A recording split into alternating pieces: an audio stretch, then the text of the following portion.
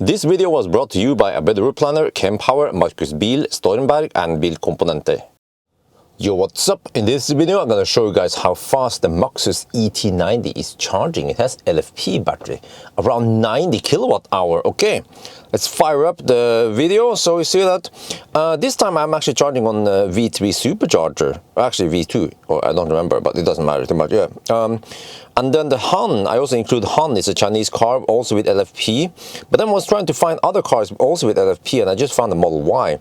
So yeah, we should compare LFP batteries between each other, but at least the Model Y is a lot smaller. But you see that the Model Y is charging way faster because it's Tesla. It's using alien technology way faster, but even Han is charging faster. So this is a big mystery why the Maxus chose to charge so slow. I mean, you can say, well, but it's LFP, you know, but just look at Tesla. Look at the other cars. They're charging way faster than eT90. Why? I'm not sure, because it could, when I charged on Ioniq and I saw the number of amps, it seems like the eT90 is limited to 200 amps. So I've seen this in Chinese cars before. They don't care about charging speed, which is weird, and they just charge dog slow. And then also another thing I'll point out is that, so you see that we get 76 kilowatt, 75, 77 is actually peak, but we never see 80 kilowatt according to spec. But when you charge on Ioniq 400 volt chargers, then you get only around 69 kilowatt, so or 185 amps roughly instead of 200 amps. And this is the so-called Chinese bug. Yeah, I invented that name. Hongxi has the same problem. When you are charging on 400 volt chargers with Hongxi or with this eT90, you will get maximum speed. But as long as you're charging on 800 volt chargers like Ioniq, Hypercharger, or most other ABB, or you know, then you get reduced speed for some reason. I don't know why it's like this, but this is Hongxi. This is Chinese cars.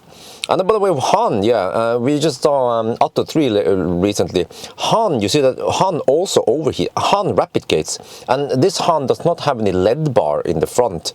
So people were saying, "Hey, Bjørn, you have LED bar. You know, your test is invalid." Well, what about the Han? It overheats at the exact same temperature, and you see there at 44 degrees it cools down. It has the exact same behavior as the Atto 3. Once it cools down, boom, you get 125 kilowatt. Oh yeah, and then oh no, it overheats. Oh no, rapid gates again. Yeah. But look at this shit, man. Model Y is already at 73%, and the eT90 is only at 42%. And it's like David versus Goliath, because eT90 has way bigger battery than the Model Y, but still, the Model Y charges way faster, you know, in terms of C rating. It's just miles ahead of the Chinese cars here. So, yeah, what else should I say, man? But okay. So at least it's you can say that the charging curve on the eT90 is at least nice and flat. It's just consistently slow. Yeah, it's super flat and consistent. You know, e-tron go home, and there's nothing to show you guys. The eT90, it just charges so flat. During 1,000 kilometer challenge, I didn't have Colgate. Okay, when I plugged in that Ioniq, I got only 69 kilowatt. I was like, huh? Isn't that a little bit lower than spec? Well, it turns out it's not Colgate, it's just the Chinese bug. So during 1,000 kilometer challenge, which is the ultimate stress test, I was driving at maximum speed all the time, which is 120 kilometers per hour on the eT90. Okay, not all the time, not through Oslo, not through the city, but at least outside the city, right? On the Autobahn, the Norwegian Autobahn. So it did not Colgate and it did not rapid gate. So in that regard, yes, it is super consistent, but also keep in mind that the power output is really low. So yeah. What the heck, Model Y already hit 90%. The eT90 is only at 60%. Han, but we see Han is also slower than Model Y. But I mean, okay, you guys say, but Bjørn, I like your videos, but why do you compare small battery versus big battery? Well, remember that we are looking at state of charge. We are comparing state of charge in this test, and in that term, then C rating also matters. So the Model Y, even though it has a smaller battery, it actually reaches the whatever state of charge, right, 90% before Han. So Han is a little bit disappointing when it comes to charging speed. Well, now you see that past 80% or 85% Han just plummets, goes quite slow. We will see that the ET90 is not like that. But yeah, Model Y just goes for 100%. Why not? It's like, okay, whatever. Your Chinese cars, you know. I mean, I can also comment on that. Why the heck is a Tesla charging so much faster? Well, first of all, you see that the delta between the Tesla and the Tesla battery, it has a smaller delta, only 3 degrees Celsius, 45 to 48 degrees, whereas Han has 34 to 41, and you can expect ET90 to have something similar. I'm not sure why it's like that. Poor design. Maybe Tesla probably has better thermal design on the cell and on the cooling, on whatever, you know, so they can then have better delta between min and max, which is somewhat important when you are charging fast. So you want to you want to avoid rapid gate and cold gate. Yeah, Model Y already finished to 101%. There, I stopped the Model Y session there. Han is getting there, kind of. But here, let me show you that. Yeah, at the ET90, I forgot to mention it, but at 79%, it starts throttling a little bit, but it has a nice and gentle throttling. So at least the charging curve is I mean, it's fairly flat, so you can actually go to, for example, 90% before you stop. I haven't even, I also charged past 90% to around 95%. It was still going at okay speed, but past 95, then it started going a little bit slow. So then maybe it's time to unplug. Maybe it's time to pull out before it's too late.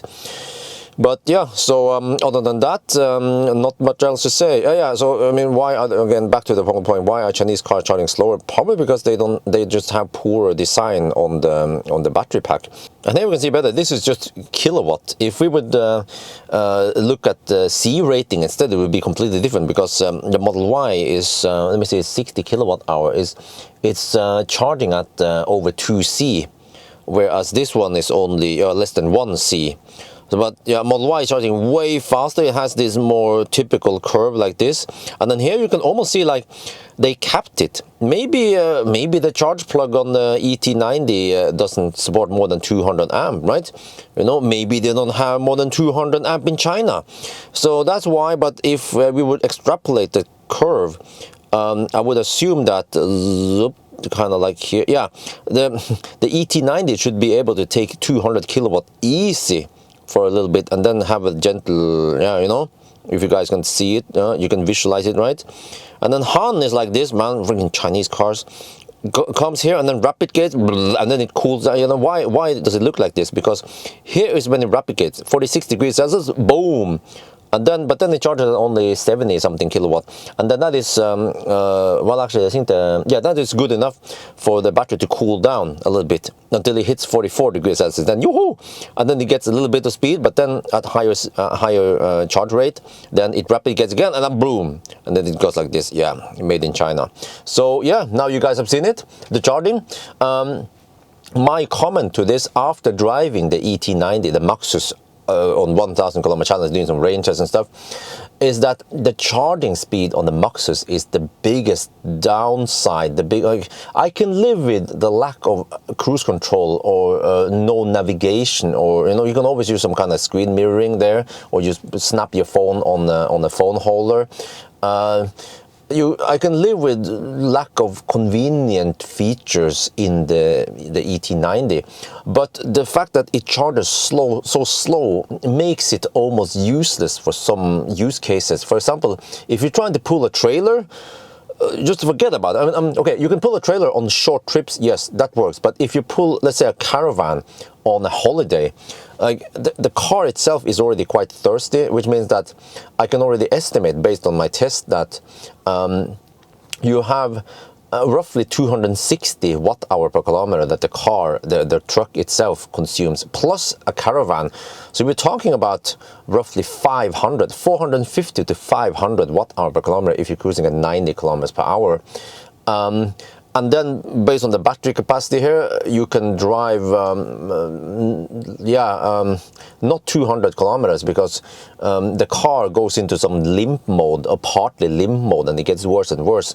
It starts around 11% it starts, which means that if you're pulling a caravan, you should pull out maybe when you have 10-15%, right? And that means that the practical range, if you charge 100%, is only around 150 kilometers, but maybe more common use case is only around 120 kilometers. So we are then talking about driving 120 kilometers at 90 kilometers per hour, which takes about 1.5 hours.